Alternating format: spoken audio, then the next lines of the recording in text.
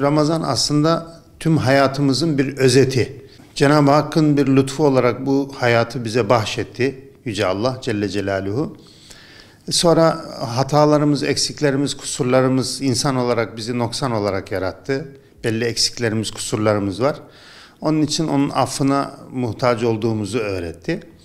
Ve bu hayatın sonucunda da erişeceğimiz ebedi bir hayatın varlığından iman ettik. Yani Ramazan ayı aslında başı rahmet, ortası mağfiret, sonu cehennem azabından kurtuluş dediğimiz insan serüveninin bir özeti. Başı rahmet, Yüce Allah'ın bize sunmuş olduğu bu hayat. Ortası mağfiret, eksiklerimiz, kusurlarımızla birlikte ona olan bağışlanma talebimiz. Ve o ebedi hayatımızda da şekillenecek olan cennet veya cehennem hayatının şekillenmesi.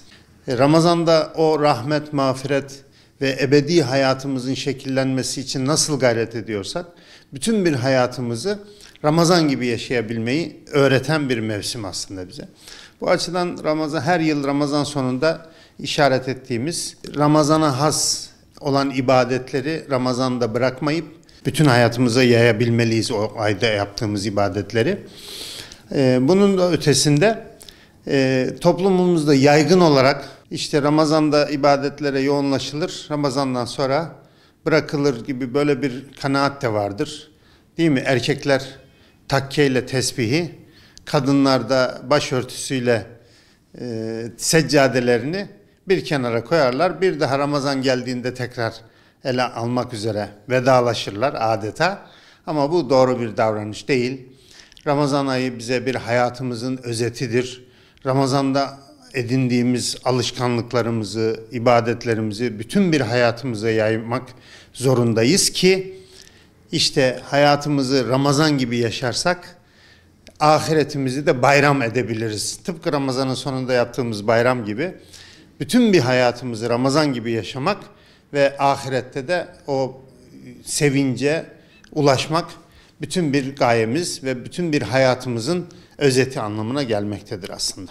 Bazı ibadetler vardır ki bazı zamanlara has kılınmıştır. İşte özel zamanlar belirlenmiştir o ibadetler için. İşte Ramazan farz olan o oruç ibadeti Ramazan'a has kılınmıştır. İşte hac ibadeti Arafat'ta, işte Mekke'de yapılacak bir ibadettir ve belli tarihte yapılacak bir ibadettir. Bunun da ötesinde hiçbir zamana ve mekana bağlı olmaksızın her nerede olursak olalım, elimizi açtığımızda, Ya Rabbi dediğimizde, dua ettiğimizde bizi işiten bir Allah ve her hayır namına ve ma tukaddimu li enfusikum min hayrin teciduhu indallah. Hayır namına, nafile, farz, vacip, sünnet, müstehap, hayır namına yaptığımız bütün ibadetlerin Allah katında bir karşılığı, bir derecesinin olduğunu bilerek yaparız.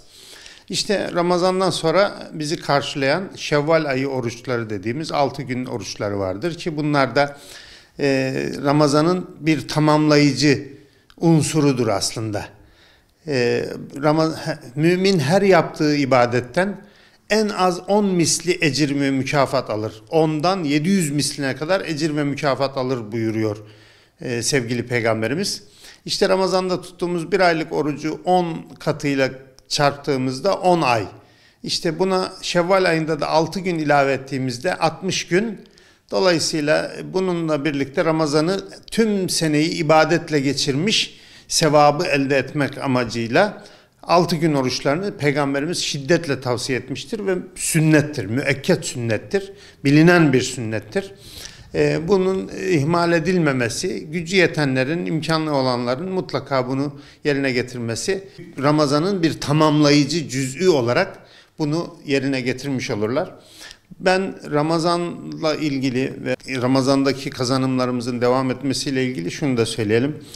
Ramazan rahmet mevsimi, Cenab-ı Hak bizim bütün eksiklerimizi, kusurlarımızı, noksanlarımızı affedip, bağışlayıp bizi o ebedi cennetin müjdesini vermiş. Ancak müminlere şunu da bildirmiştir Allah Celle Celaluhu. Sakın Cenab-ı Hakk'ın affedici olması sizi aldatmasın diye. فَلَا يَغُرَّنَّكُمْ بِاللّٰهِ الْغَرُورِ ayet-i kerimesi sürekli Kur'an-ı Kerim'de çeşitli yerlerde vurgulanır ki eğer mümin, şahsiyetli, onurlu bir mümin olarak üzerine düşen sorumluluğunu yerine getirmez, sadece Allah'ın affına sığınarak, affına güvenerek bir belli şeyleri ihmal ederse işte o da ebedi hüsrana uğrar buyuruyor ayet-i kerime ki Allah'ın affediciliği dolayısıyla şeytan sizi kandırmasın diyor. فَلَا يَغُرُّنَّكُمُ şeytan diye ayet-i kerimede Allah nasıl affedicidir deyip her günaha bulaşmak ve dalmış olduğumuz her günahtan dolayı bir daha pişmanlık çekmemek şeytanın bir hilesi, bir vesvesesidir. Ramazan geldiğinde nasıl olsa oruç tutuyoruz, günahlarımız bağışlanıyor diye şeytanın bir vesvesesine kapılmak, Allah'ın affediciliğine sığınarak şeytanın vesvesesine kapılmak da doğru bir şey değildir. Bundan da şiddetle kaçınmamız gerekir.